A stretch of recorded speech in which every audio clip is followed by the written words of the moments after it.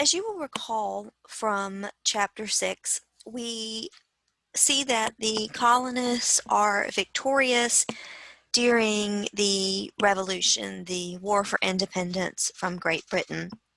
But throughout this revolution, there were some challenges that were faced by the Continental Army, by the Continental Congress, and by everyday people living in what's now America, the United States. And some of those issues, probably the most important one for us to understand, was that even though we had a loose confederation of colonies that wanted to separate from Great Britain, those colonies or states did not want to be beholden to some central power. And they didn't even want to be beholden to one another. They truly wanted to be independent states or independent colonies. And this made things very difficult for Washington in terms of organizing a united military. And it made things very difficult for the Continental Congress in terms of being able to stay united and keep people on course. Some of the challenges that were faced were the inability to raise an army, the inability of the Continental Congress to demand a draft. They could just really request that individual states send men, and sometimes they did, and sometimes they weren't able to. You'll recall that the local leaders would require a draft, but they would allow for substitutes. And so that changed the commitment of the men who were fighting. The other challenge that was faced was the inability of the Continental Congress to levy taxes in order to pay these soldiers who were now not just fighting for their own state, but also fighting for this confederation of states. And as the war ended, there was this issue of soldiers who had not been paid and had not been given back pay. And they, were very frustrated. They threatened to storm the Congress and demand their pay. And ultimately, this very fragile deal is brokered. And the men are paid some money in currency and some money in a certificate that says, at some point we're going to give you a certain amount of money. But this issue of back pay, the money that they were owed before that previous agreement went into place, was never settled. And I may only be able to speak for myself, but if I have done a job, whatever that job is, and I agree to do that job for a certain amount of money, I really want to be paid that amount of money, especially when I'm depending on that money for bills, for food, for, taking care of my own family. So this will continue to be an issue as we move into forging this new nation and these political cultures that help to forge that nation.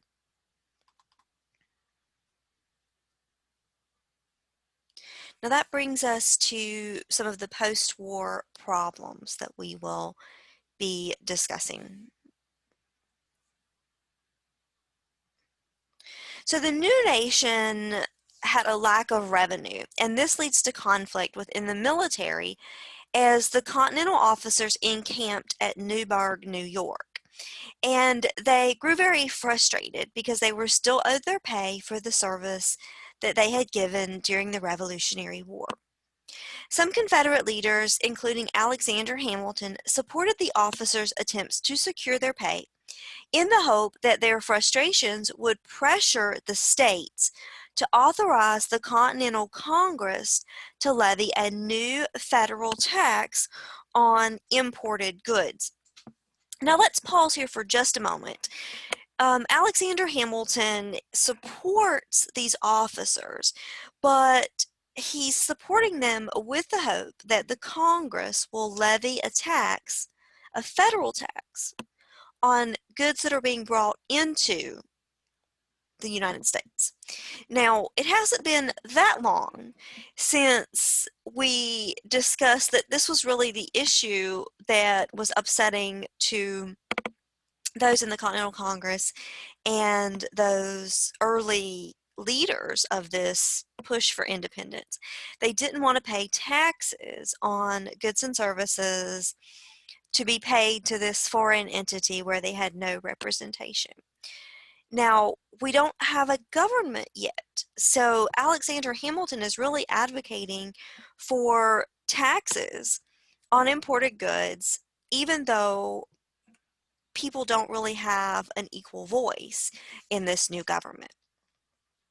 Now, some officers took the support of Alexander Hamilton, who had been a part of this continental government. They took his support as a cue to threaten a military takeover of the new government. But General George Washington stepped in and convinced the officers to wait for the civilian government to prove itself. And he helped to persuade the congressional leaders to promise to come up with some sort of solution within the next 5 years. So again, we're looking at a lot of time between when these officers and soldiers have performed the service or the labor and when they might finally expect some type of resolution in terms of their pay.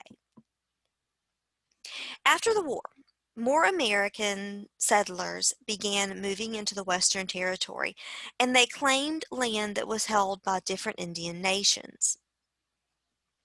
To assert control of the land in the Ohio River Valley, the United States attempted to sign different treaties with the vanquished Indian nations. Some, like the Iroquois, rejected those treaties, but others were coerced and pressured into signing them. Continued white encroachment increasingly pushed Eastern Indians onto the traditional lands of other nations. Now, remember, we have natives who've always been out in the West, and the French have had relationships, trade relationships with those native groups, but they haven't had a lot of contact with the or the British settlers, the American settlers, and they haven't necessarily had contact with other native nations because before the Spanish and later the British and the French come to this new world, natives don't necessarily have a lot of contact with one another. So as these settlers are pushing into the West, the natives who were along the eastern part of the country, and let me switch to the map so maybe that will help you to see. So when the natives that were in this area had been pushed back into these territories while more and more British settlers were coming into this new world, they eventually, after the Revolution, more and more settlers will move into these Western territories. And as a result of that, the natives that are already here will continue to move west. But they're going to come into contact with these other traditional native tribes who have always been in the West. And as a result of that, we will see what is called a pan-Indian movement, which is this effort of native groups to band together to resist encroachment. White encroachment was not always legally recognized by the U.S. government, as in the case of the squatters who moved onto the land which they held no legal claim. Washington actually expressed concerns about squatters and what they revealed about the weaknesses of the new government after he was unable to remove them from his own land, which had been granted to him for his service during the war. Simultaneously, the Confederation Congress was working to convince the states to cede their western land claims to the federal control. In the mid-1780s, it persuaded Virginia and Massachusetts to give up their territory north of the Ohio River. Here we can see this Ohio River. Now, in response to these land cessions, Thomas Jefferson devised the Northwest Ordinance of 1785 to initiate the process of surveying the land, with the ultimate goal being the creation of 9 small agrarian states in the region. Now, Thomas Jefferson believed in this agrarian paradise. His hope was that all of the former colonists, Americans, could have their own farm and their own land, and he believed that the United States could be truly independent and self-sufficient if everyone were able to farm. The continued population growth in the Northwest Territory forced Congress to modify the ordinance 2 years later in 1787 to clarify the process by which territories could become states. The Northwest Ordinance of 1787 also dealt with racial and political tensions in the territory, but it did this in very vague terms. It encouraged fair treatment of the Indians without clarifying any means of enforcement or addressing Indian land claims. It abolished slavery throughout the Northwest Territory, but it also mandated the return of any fugitive slaves to their owners. And it allowed many states to emerge from the territory as possible, which would inhibit the Western settlers' influence on the nation as a whole.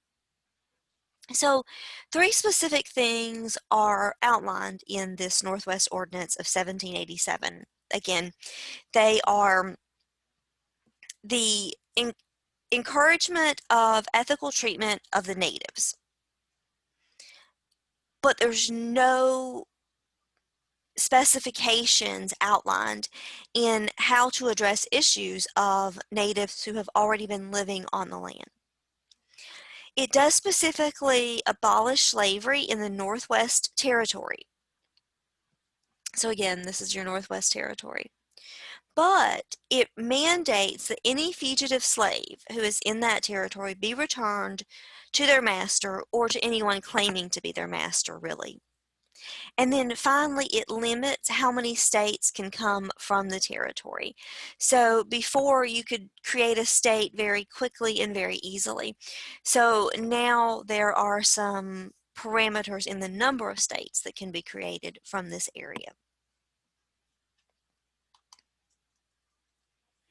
The two ordinances did not resolve the land conflicts between the American settlers, the Indian nations, and the Spanish south of the Ohio River.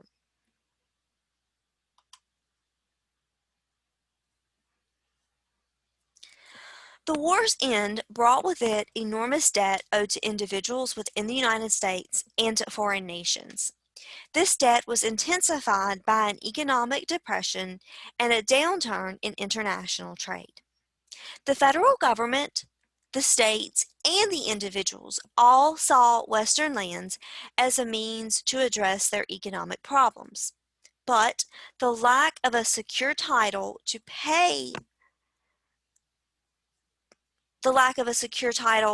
the territory and the competing land claims made it very difficult for this to be prospected and realized. The economic problems that threatened the new nation grew as different groups of people and states sought ways to repay their debts, whether through increased taxes or through what was called hard money laws. Difficulties with Spain and Great Britain exacerbated the economic problems. Both nations limited U.S. trade and conspired with American settlers out west in thinly veiled attempts to threaten U.S. sovereignty.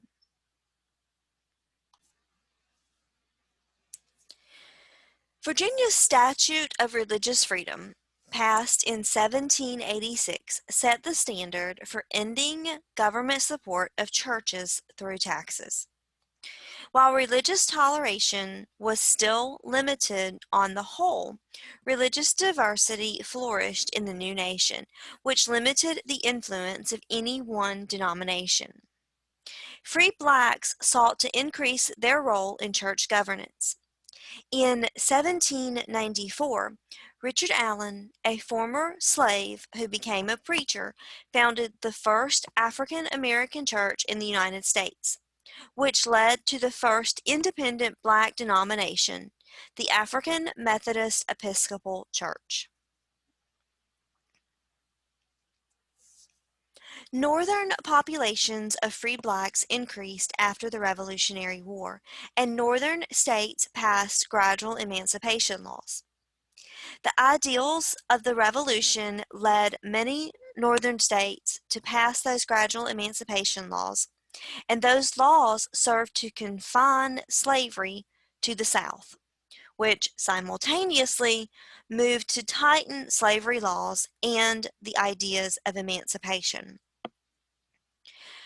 As free black populations grew in the North, African Americans worked to create communities and ties, especially in seaport cities. The Society of Friends, or the Quakers, continued to voice opposition to slavery and encouraged their members to free their slaves. Now, it's important to understand that these two things are taking place at the same time. So, as the folks in the North are beginning to implement, at minimum, gradual emancipation laws, in the South, we start to see slavery become much more solidified and much more legal, and the treatment of slaves become more harsh. Now, in the North, which is becoming more industrious and more densely populated, there are different types of job opportunities and different types of industries. But in the South, we primarily see an agrarian economy where people really are limited to working the land. And the primary people, of course, who are working the land are slaves. And these different events are taking place at the same time. But it is important to understand that all northern states do not immediately end slavery. In fact, some northern territories or areas will continue to have slaves through the end of the Civil War. Some Quakers will continue to hold slaves, even though the official stance of the church is that slavery is immoral and slaves should be emancipated or granted their freedom. The Revolution made women reconsider their roles in society and in the nation, although their response varied according to their background. Abigail Adams summed up the feelings of many elite women when she argued that women deserved a voice in the new government, but only New Jersey allowed women to vote in the years following the Revolution. Many people, men and women, argued that women should use their influence over their husbands and sons as a way to shape political ideas and relations. In his book, The Essay on Female Education, which was published in 1787, Benjamin Rush argued that women needed to have an enhanced domestic role in this regard and suggested providing women with better education. Judith Sargent Murray opposed these ideas of gendered education, holding that they limited women intellectually and forced them into a confined role in society. While women's education increased during this time, most women received the type of education that Rush, not Murray, endorsed. So most women are given minimal education in terms of basic reading, writing, very basic mathematical skills, and the expectation is that these skills will help them to be better wives and to be better mothers, and they will be able to help their husbands better understand government and politics. Overall, women's rights were still limited in areas such as economic independence, voting, and marriage. The rights of African American and Indian women were even more limited within their own communities as well as in the United States as a whole. Anglo-American ideas about gender roles limited the economic and political independence of minority women as well. Now, you may recall from the first chapter of the text, we talked about societies that had historically been matrilineal. And those two societies that had been matrilineal were African societies and Native societies, where women were viewed as the matriarch and they held a very high place in their families and ultimately in their communities.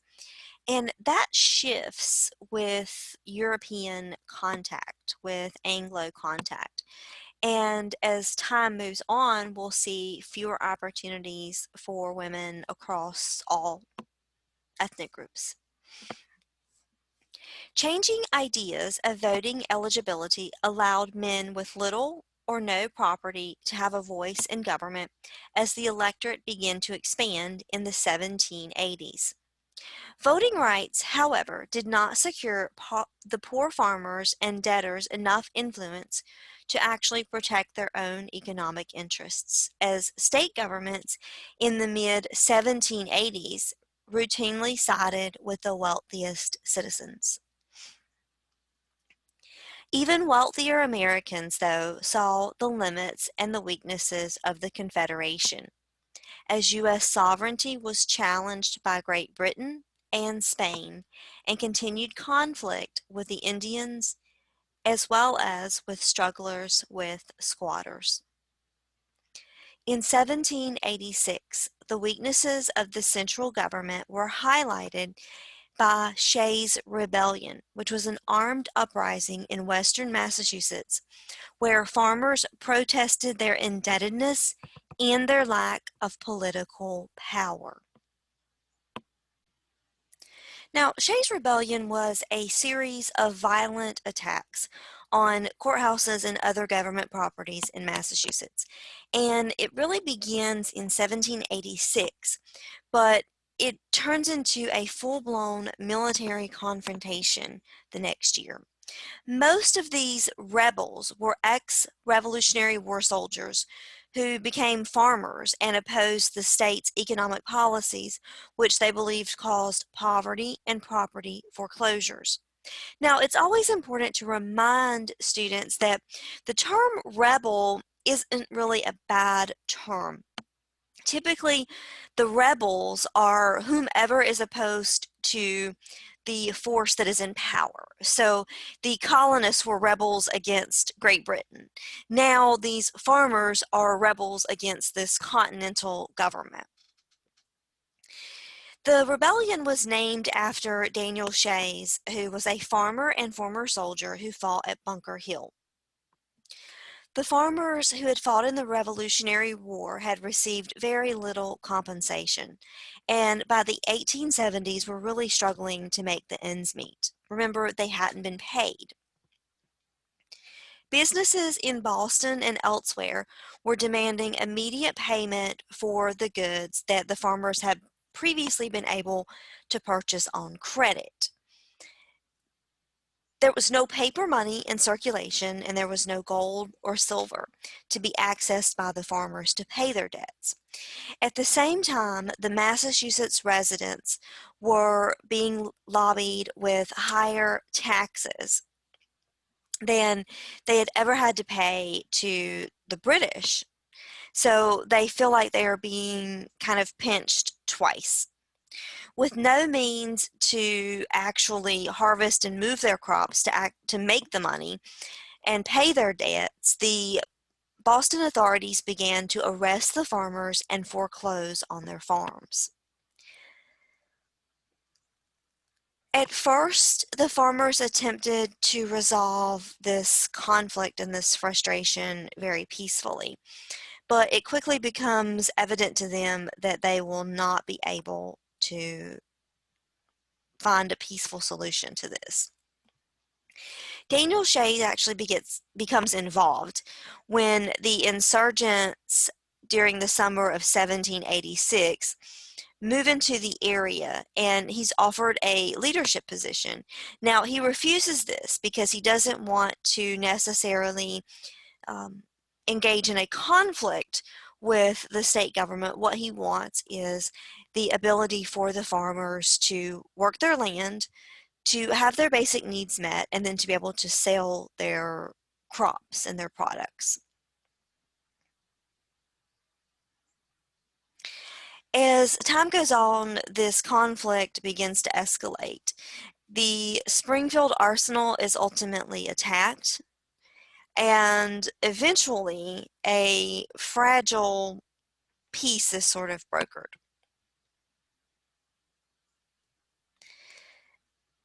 At the time of Shays' Rebellion, though, the United States is completely governed by the Articles of Confederation, and ultimately this was a very weak governing document because it did not really allow for this central authority, this continental authority, to become involved or engaged. What we see at the same time is an argument or a conflict between the people who would advocate for a strong national government and those who advocated for strong state governments and a weak national government. The members of the nation's elite class met in Philadelphia to discuss the restructuring of the U.S. government, knowing that their economic and political influence might be interpreted as threatening to others. They agreed to meet in secret. Now, they thought that this meeting would make people think they were trying to be, aggressive and implement this strong central government, so they decide that they need to keep this meeting a secret. Most of the convention delegates agreed that the Articles of Confederation needed revision, but a group of Federalists worked to convince the entire group that they needed to reframe the government in a way that would strengthen the federal government. Now, there are several different plans that are opposed at this Philadelphia convention. The first proposal was the Virginia Plan, but it had some specific provisions that did not appeal to the majority of the delegates. So the issue of representation in the new federal legislature divided the small states and the large states. Now, when we talk about the small states and the large states, there are two things that you're probably thinking. You might be thinking size and you might be thinking population.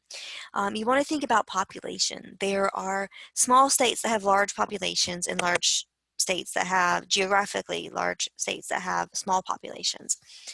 Now, this is a conflict immediately because the delegates and the representatives want to feel that every state has some form of representation, but they want to ensure that their state is well represented.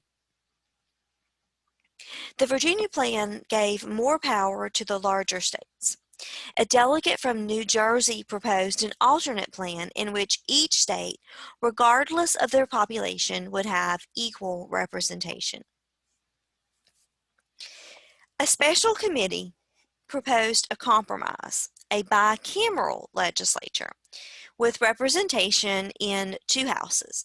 There would be a House of Representatives based on the population of each state, with and then a second house, or the Senate, in which each state would have equal representation regardless of the size. Now, this arrangement would balance the powers of the two congressional houses.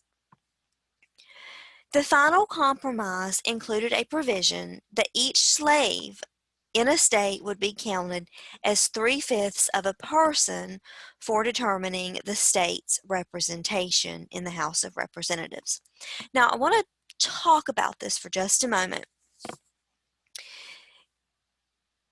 Every state wants to have an equal say, and some states do have larger populations. Certainly those on the eastern part of the country that are older states have large populations. The territories in the West that are quickly becoming states have smaller populations, but they want to make their voices heard and their concerns known in Congress. Now, this final compromise addresses this issue of slavery, and it ultimately counts slaves in any state as 3/5 of a person. Now, those southern states, which did have smaller populations, truly advocated for this because they knew that they would never have a strong voice in government if only white people or non-slaves were counted for representation. But they couldn't agree to counting slaves as a whole person because that might open up the concern or the question that they should have voting rights. At the same time that the Confederation Congress was outlawing slavery in the Northwest Territory, the delegates in Philadelphia agreed to the Southern states' demands that slavery be protected in the Constitution. And the Northern delegates used this 3/5 formula to assess taxation. So it's very important to understand that both the Southern states benefit because they are able to count slaves for representation, but the Northern states benefit as well because they count the slaves and tax the Southern states, which means the slave owners would be required to ensure that taxes were paid on their slaves. So don't think that the entire nation is not complicit in this issue. Now, slavery isn't specifically addressed per se, but it is protected with this 3/5 compromise. The convention established a stronger central government than the Articles of Confederation had allowed and laid out some of the basic powers within the new system. The convention also defined the electorate and the influence of voters by providing for the indirect election of the president through the Electoral College, for example. It also established a federal judicial system. In September 1787, the delegates approved the Constitution and sent it to the states for ratification, stipulating that only 9 states needed to ratify the document.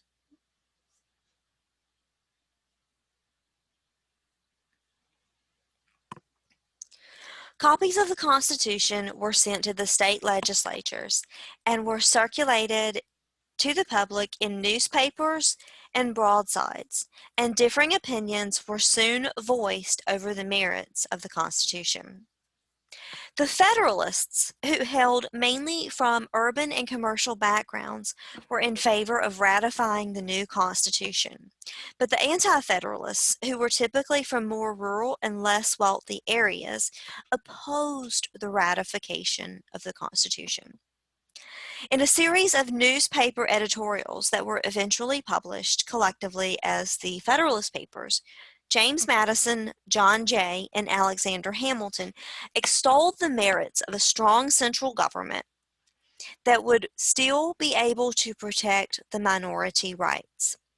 These authors and their arguments shaped the new government in the years following the ratification. The Anti-Federalists argued that a powerful central government led by wealthy merchants and planters would result in minority views and concerns, especially those of the poorest people, being eclipsed by those in the upper classes. And they insisted on a Bill of Rights. Now, the things that we think about today when we think about the Constitution are things like freedom of speech, the Second Amendment, freedom of religion, freedom to be protected from unlawful searches and seizures. All of the things that we think about being part of the Constitution were not a part of the original Constitution. So we really owe a great debt to those anti-federalists who insisted on an inclusion of a Bill of Rights. Now, the Federalists, to their part, wanted to garner support for this Constitution, which would create a stronger central government and hopefully help to make the nation more united. And so they accepted this idea of a Bill of Rights. While the early ratification by some states encouraged the Federalists, those debates about this issue of the Bill of Rights will continue elsewhere, including in Massachusetts, where the Federalists actually began to draft a Bill of Rights to win over the opponents. In June of 1788, the Federalists had enough support to pass the Constitution. Although 9 states had ratified the document, 4 others, including 2 of the most powerful states, New York and Virginia, were still deliberating. Narrow victories for the Federalists in New York and Virginia, and the fact that Rhode Island and North Carolina had still not ratified, demonstrated that the new government needed to act very quickly to gain the trust of the states. Now, again, it's important to understand that that Bill of Rights isn't official yet. It's just an idea that the Anti-Federalists are insisting on and that the Federalists have agreed to. The Electoral College decided unanimously that George Washington should serve as the nation's first president, and his vice president, John Adams, joined him in office on April 30th, 1789. To help his administration and the new nation, Washington created 4 departments: the State Department, the War Department, the Treasury Department, and the Justice Department. Washington also appointed key participants in the Revolutionary War and the Constitutional Convention to head those departments. Through the Judiciary Act, which was passed in 1789, Congress established a Supreme Court. Congress then submitted 12 amendments to the states for ratification. The states eventually ratified 10 amendments guaranteeing protection for the individuals and the states' rights, including freedom of speech, the press, and religion. Those amendments became known as the Bill of Rights.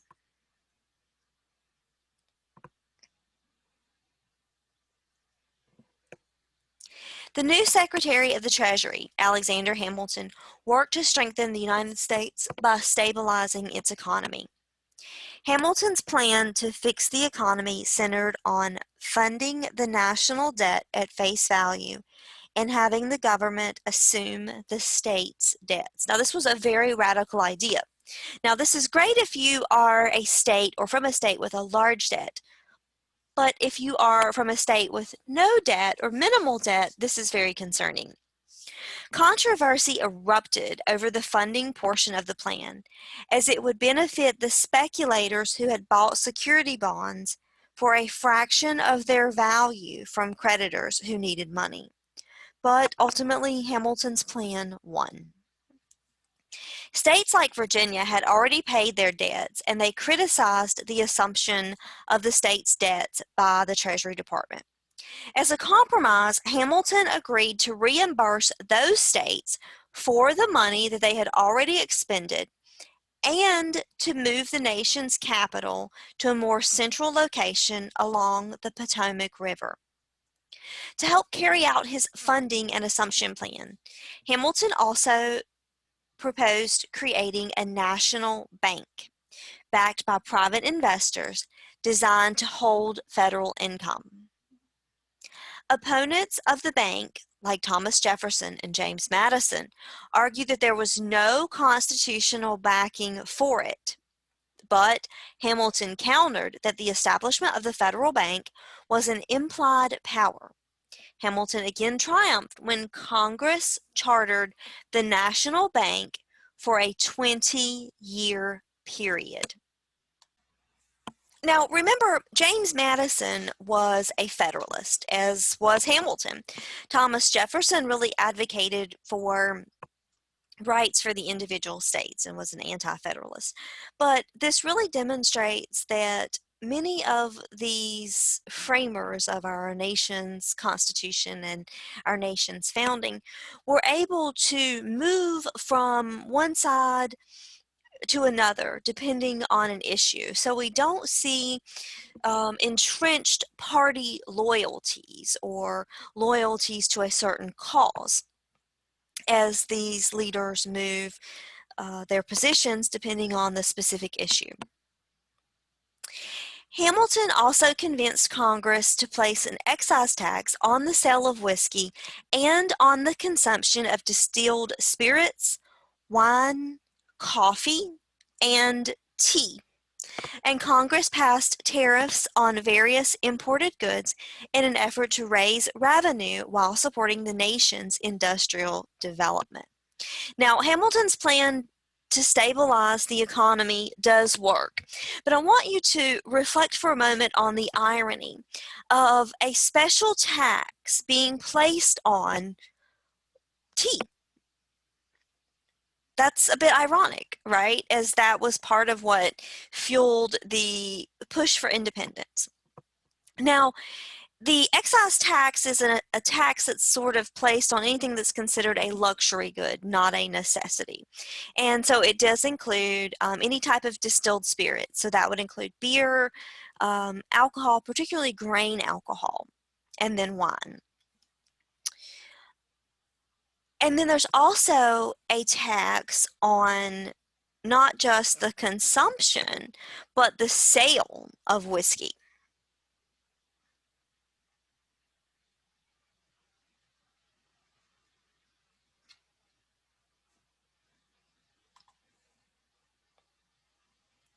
Hamilton's two major opponents, Jefferson and Madison, gained support from the Southern, agriculturally minded Federalists. Jefferson believed that the U.S. economic success lay in providing agricultural goods to other nations in exchange for finished products, thus dividing the labor internationally. The French Revolution impacted Americans with its ideals of overthrowing the aristocracy and instituting a republic. Jefferson and Madison's supporters created Republican societies as a way to keep tabs on those Federalist policies or those big government policies. The French Revolution's reign of terror and France's declaration of war against other nations, including Great Britain, frightened Americans who were concerned about the potential impact on U.S. trade. Consequently, Congress passed the 1793 Neutrality Act to prevent the United States from becoming embroiled in a conflict between France and Great Britain. Initially, the Neutrality Act brought economic benefits to industries and agriculture in the United States, as it allowed for the continued trade with belligerent nations who needed American products. Edmond Genet, a French diplomat, threatened American neutrality when he garnered financial donations from Republican clubs and encouraged private Americans to volunteer to assist the French privateers in harassing the British and Spanish ships. As a result, the British Navy began interfering with American trade. In an effort to resolve the issues with Britain, Washington sent John Jay to England to negotiate with the British. Though widely criticized in Congress, the Jay Treaty brought an end to the threatened conflict between the two nations.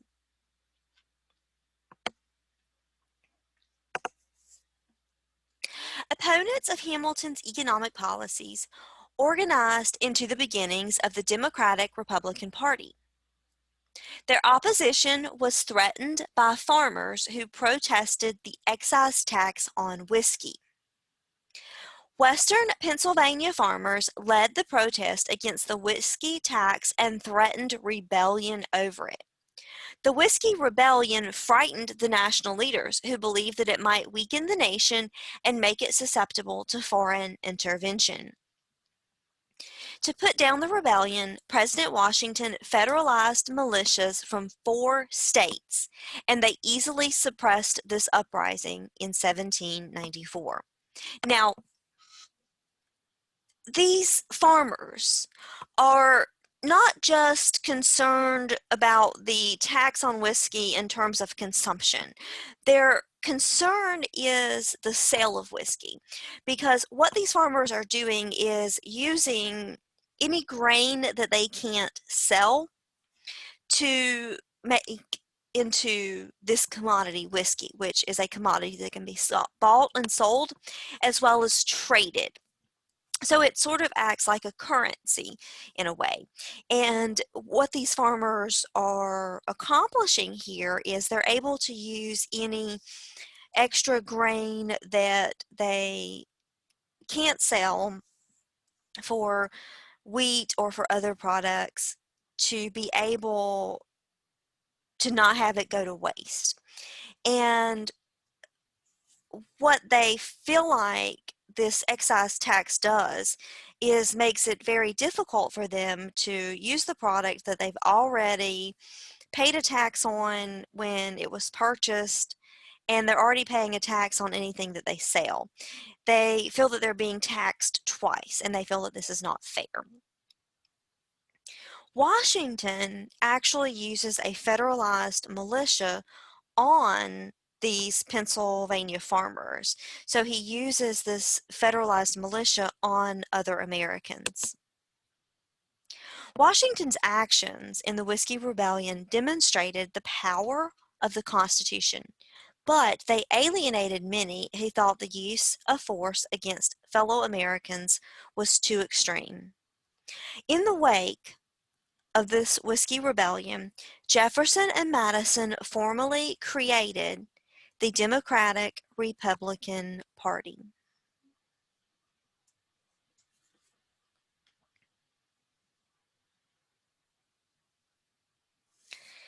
In order to better regulate trade, Congress passed the Indian Trade and Intercourse Act in 1790, but unfortunately it was largely ignored. In response to continued encroachment upon their lands and other unfair trading practices, different Indian nations united together in a pan-Indian movement. Members of the movement led successful attacks on the U.S. troops in the early 1790s. In order to address this issue of pan-Indian movements, Washington sends more troops to the frontier. The victories of these troops resulted in the pan-Indian forces ceding large tracts of land in 1794. In November of 1794, the Senate ratified the Jay Treaty with Great Britain, and one of those clauses required that Great Britain remove its troops from U.S. soil by 1796. 2 years later, the Pinckney Treaty established the official boundary between the United States and the Spanish territories, and this ended hostilities on the nation's southern frontier. Now, here we are able again to see the various native groups in these triangles that are dispersed across this Ohio River Valley territory. We can also see the forts that are American forts and the British forts that are along this territory. So again, as we Americans are inching into the Western Territory, we're coming into conflict with natives that have already moved into this area.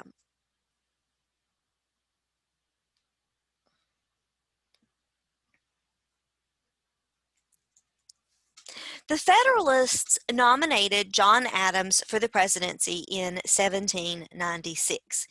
Adams, of course, was the vice president for Washington, and Adams and Washington were both Federalists.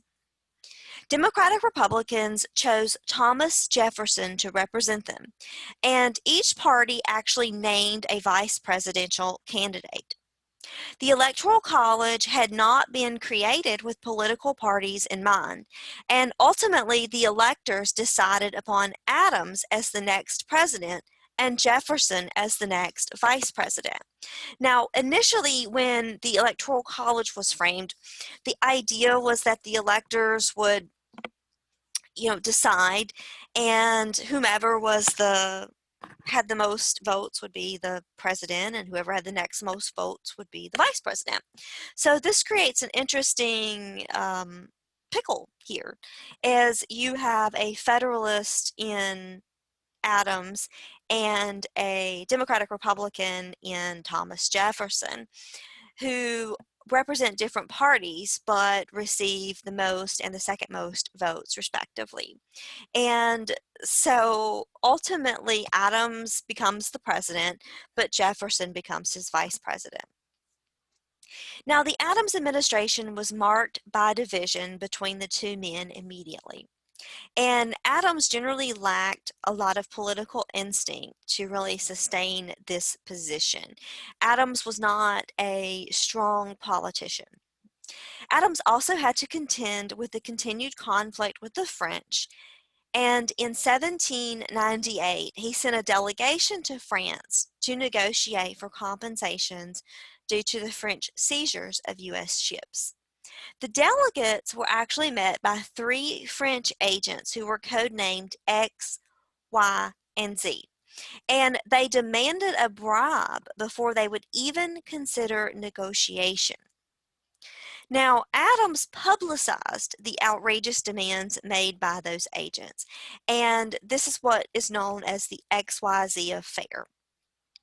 It resulted in a U.S. embargo on trade with France and an undeclared war that actually lasted for 2 years, which is, again, of course, half of the presidency of Adams. Adams and the Federalist majority in Congress moved to quiet dissent from both domestic and foreign opponents, passing a series of security acts in 1798.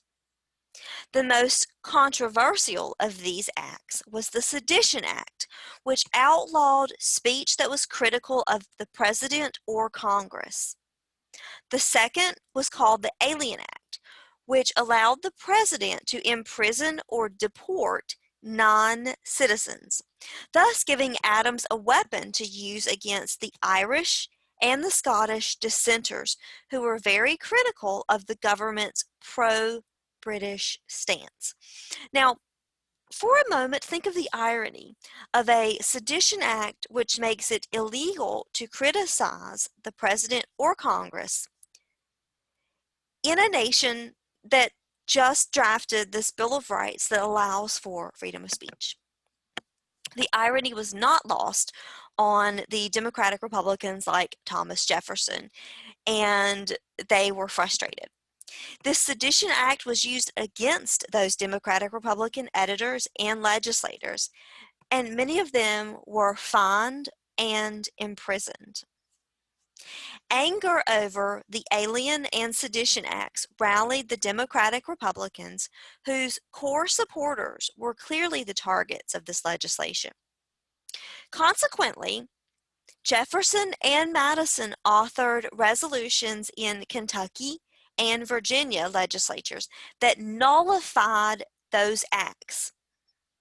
The Virginia resolutions asserted the right of individual states to nullify federal law within their own borders. Again, Madison was originally a Federalist, Thomas Jefferson originally an anti-Federalist, but even Madison believes that these laws are very unfair and very discriminatory. And even though they are being passed by Federalists in Congress, he doesn't support them.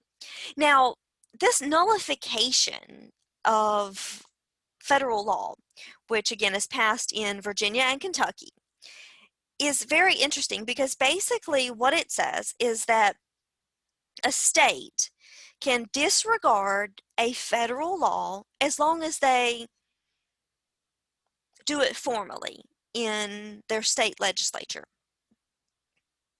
Federalists suffered from the backlash of the Alien and Sedition Acts in the buildup to the 1800 election. The Federalists were divided going into the election, and Adams negotiated a settlement that ended hostilities with France. This was to the dismay of the Federalists, who wanted a clear-cut victory.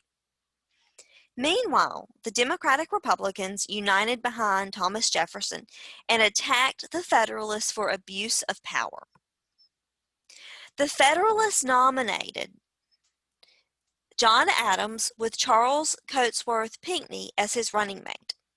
The Democratic Republicans nominated Jefferson again and named Aaron Burr as his running mate. Jefferson and Burr tied for the most electoral votes, but Jefferson emerged as the victor after some political maneuvering. Jefferson said that the election of 1800 was a revolution that demonstrated the power of the U.S. electorate to peacefully transfer power from one party to another. This brings us to the end of Chapter 7.